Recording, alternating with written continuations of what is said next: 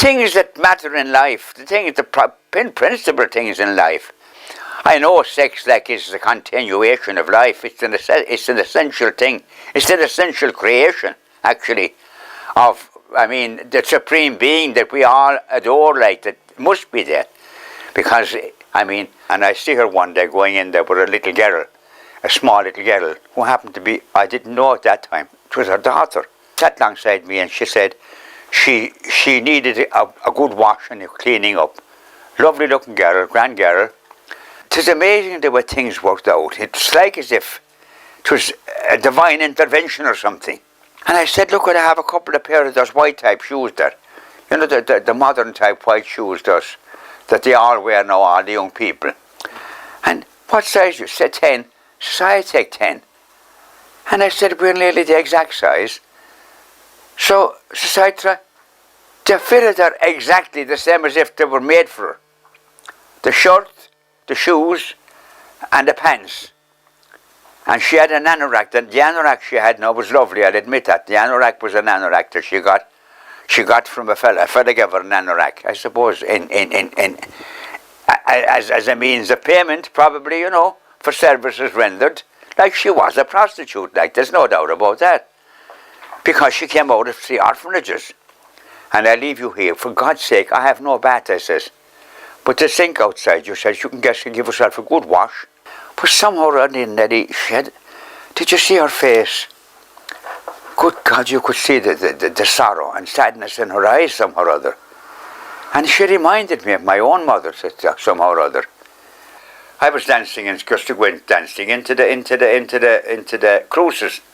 There was a great dancer going in there, and I heard about her, you know. And I was an all-rounder, I was all-time world champion of Limerick in 48, and I used to do rock and roll, jive, everything like that. I used to go to the Gaelic League and do all the Irish set dancing. I became obsessed with Catherine. I worried about her, where she was, what was happening to her, and all that nasty stuff. At night, I'd be hoping and waiting for her to call, you know what I mean? And she wouldn't come.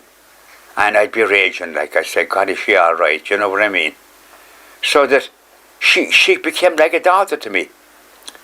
And eventually, she was about 20 years here with me before she died. She said, you have a magnum. Carry your magnum, that fella mind will kill you. Carry your magnum with you. No, he's behind the corner, look out. She believed all these things. She believed all the cinemas. When she took the picture, she believed everything was on the picture. It'll tell you how simple, how childish she was. At this time, she would be nearly about 26 years of age. But she was only a child at heart. And she got very bad mad with it. Mario, fucking that language and everything else. She started cussing and swearing. Maxi, he said, you trying to get me to give up drink. I won't give it up ever, never. I love it. She started talking all that kind of stuff. The ambulance came and took her. And they took her to the regional. It was the same as if you painted her with yellow paint. And she wouldn't hardly talk to me at all. And she wouldn't hardly talk to Joe. And I says to the nurse, I said, why did you ever go out like that? You see? So I came over him and she came in here and she had vodka hidden somewhere in the room. And she brought the vodka out into the car and she drank it. So I said, Joe, she had vodka hidden inside. So Joe said to the nurses when he went into the hospital, look what he said, you left her out, he said, and she drank vodka when she outside. Well, now, I must tell you the truth now, he said. Her liver is gone.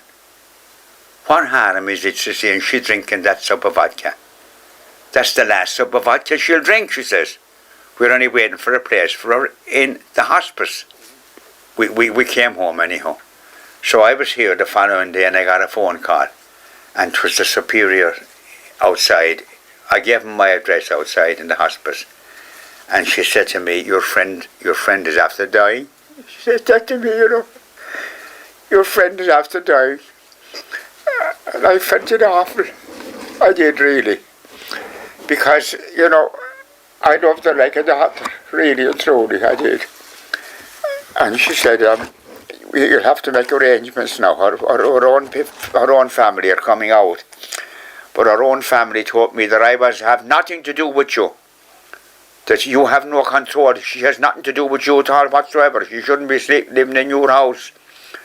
You see? So they had to bury her, you see. I went up to her all right while she was above in crosses. Whatsoever. You see? So I said, look, I give Catherine no home, that's all. I don't want her to be living with you at all. They'd prefer to see her dead in the street. But they called for her shoes. And they took her shoes.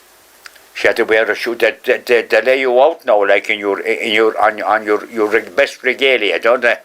Down here too. So our daughter was born above her home, and she's supposed to be her sister, Stephanie. But she was for robbing and stealing. She was in Osborstown House, and she got out of it, broke out of it. She came down one day there down the road with an old Granada, and she started shouting, "Maxi, Maxi, Maxi, what are you doing?" In the middle of the road, and this baby sitting in the front seat with her. The Granada was an old thing out of there.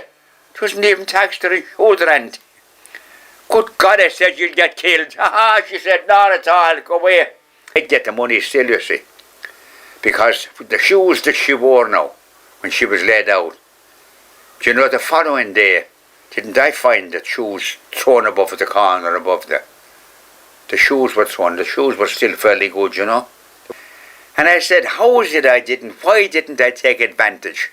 I met beautiful girls, lovely girls. I mean, I was top dog like at the dance nearly, to tell you the truth now. Not being a pain in the neck. I was a champion dancer in the dance hall. I went with beautiful girls. But unfortunately, the lovely girls, they weren't great dancers. And it was the dancing I loved. And I mean, eventually, you know, if you have affection and love, good God, I mean, you can have money to burn. I didn't marry. Listen, that was the greatest mistake I ever made. As I say, I want the dancers. And the years slip by then. They slip by. It's amazing how fast they go by. Before you know where you are, you're 30. You were only 24 or 25, but you're 30 now. And all of a sudden you're 40. And you can't get a girl. When you go into the dance, they're all too old. They're all too young. But as I was saying there, like, I went with lovely girls. I went with one girl, my God, I forget her name now. She lived up there in John Street. She was a beautiful girl. She wasn't a great dancer. That's the funny thing about it. You see, the lovely girls weren't great dancers. And the girls like you'd love to go with and be solid with.